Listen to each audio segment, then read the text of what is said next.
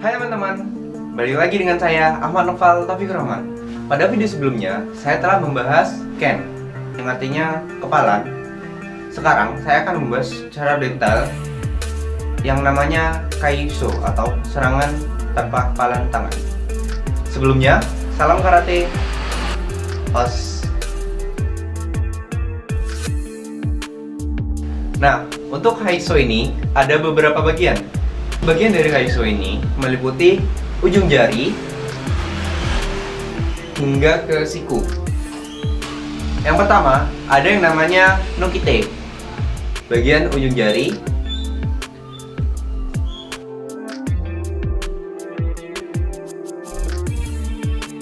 Lalu ada Suto.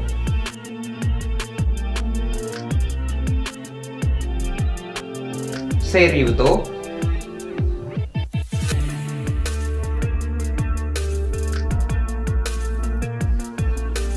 Haito,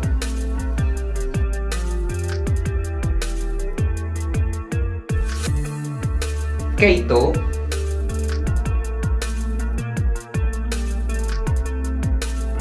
Haisu,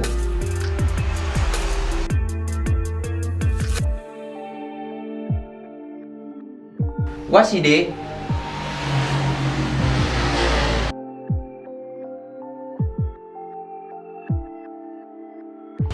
Kakuto,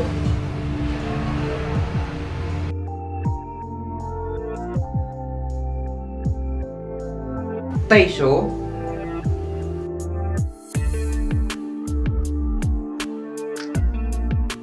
Kumade,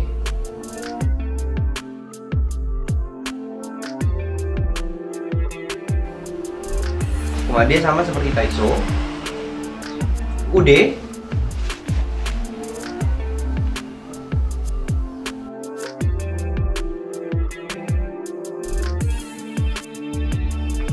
dan yang terakhir Hiji atau NT.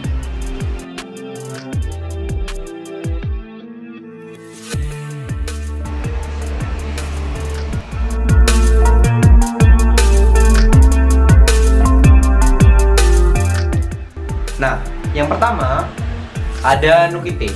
Nokite ini dibagi menjadi beberapa pengaplikasian. Yang pertama ada Ippon Nokite.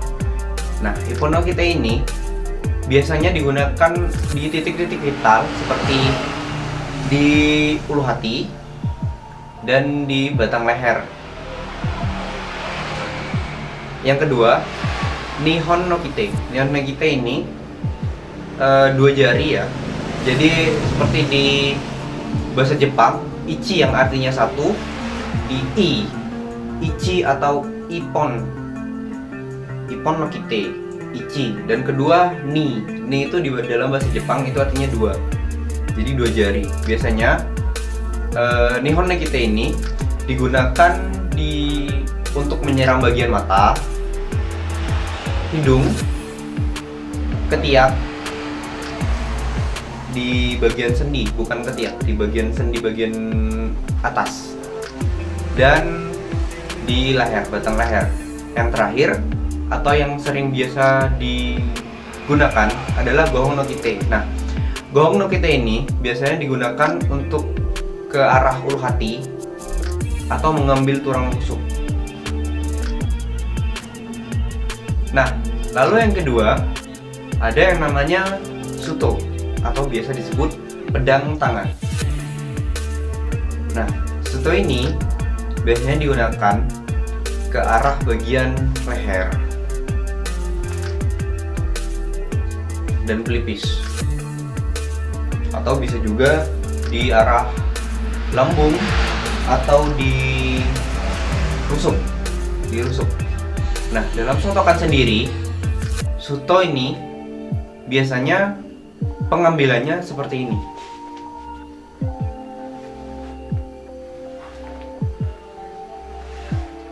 Nah, sedangkan di perguruan saya sendiri ada juga yang namanya Suto. Suto di perguruan saya itu seperti ini.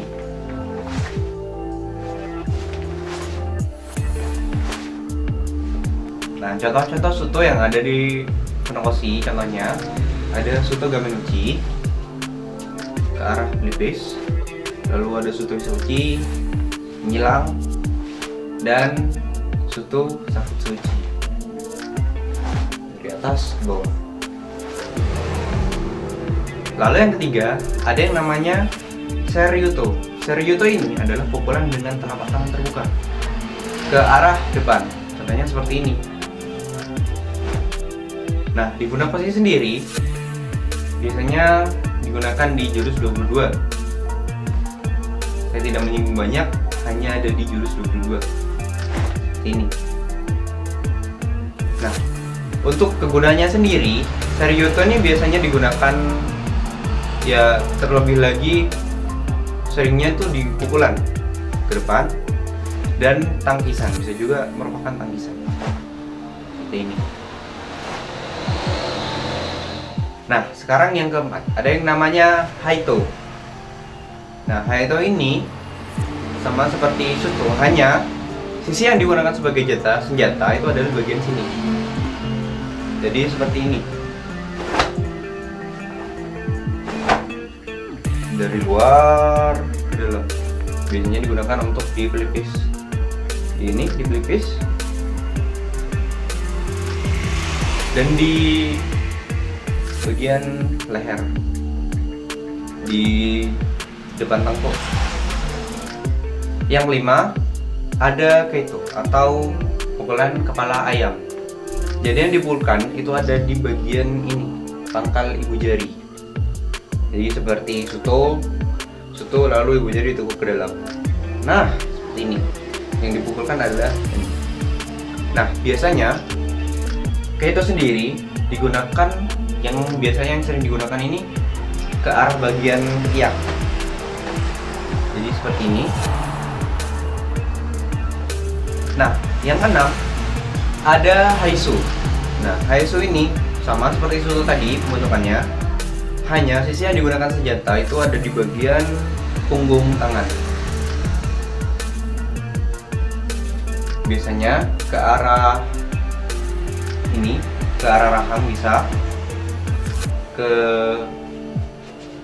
rusuk juga bisa, ke lambung juga bisa.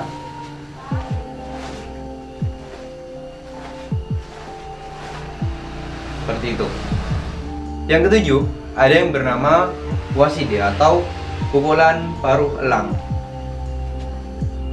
Ya, Washide ini jarang digunakan dan pengaplikasiannya biasanya di daerah tengkuk. Jadi menyerang ke daerah tengkuk seperti ini. Nah, yang kedelapan ada Kakuto. Nah, Kakuto ini sama seperti Keito. Keito sasarannya adalah ketiak, sama seperti Kakuto. Hanya saja Keito menggunakan ibu jari, sedangkan Kakuto menggunakan ini, pangkal punggung telapak tangan. Biasanya Kakuto ini banyak digunakan di gerakan-gerakan atau kata di aliran Shitoryu. Sekarang yang ke-9 ada yang namanya Teisho atau yang kita sebut sebagai Sutai.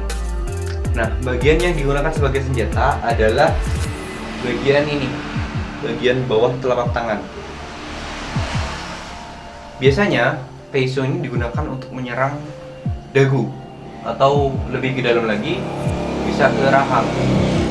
Yang ke-10 ada Kumade. Kumade ini pembentukannya sama seperti Teisho, hanya saja jika Teisho menggunakan telapak tangan bagian bawah, Kumade full menggunakan telapak tangan. Nah, sasarannya adalah biasanya di bagian hidung, biasanya di bagian wajah, dan seringnya itu di bagian hidung dan di bawah hidung. Nah, yang ke-11 ada yang namanya Ude. Nah, Ude ini semua bagian lengan bawah, dari belakang, depan, samping, kanan, kiri. Nah, biasanya ude ini digunakan untuk tangisan ude uke. Untuk biasanya digunakan sendiri ada jodan uke, gedan uke, dan judang uke. Nah, untuk di sotokan sendiri biasanya ude uke atau uchi uke dan age uke. Nah, yang terakhir hiji atau NP. Hiji atau NP ini yang digunakan adalah bagian siku. Nah, siku ini bisa digunakan sebagai mae NP uchi. Mae itu atas, atau biasanya ada juga hiji jodanate, lalu ada hiji gedanate. Biasanya digunakan untuk tameshiware ya biasanya kalau hiji gedanate, atau ada di kalau di Funakoshi itu ada di jurus 37 hiji jodanate, hiji jodanate, hiji gedanate. Nah, paling sering digunakan hiji atau NP ini biasanya untuk maju ke depan sebagai pukulan dengan siku. Di sotokan itu sendiri biasanya seperti ini.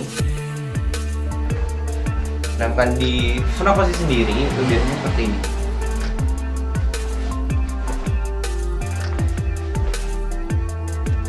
Nah, itu saja untuk pembahasan video kali ini. Untuk konten selanjutnya, saya akan membahas tentang pengaplikasian kaki dan ujung-ujung kaki. Jangan lupa like, comment, and subscribe. See you in the next content. Salam karate, os.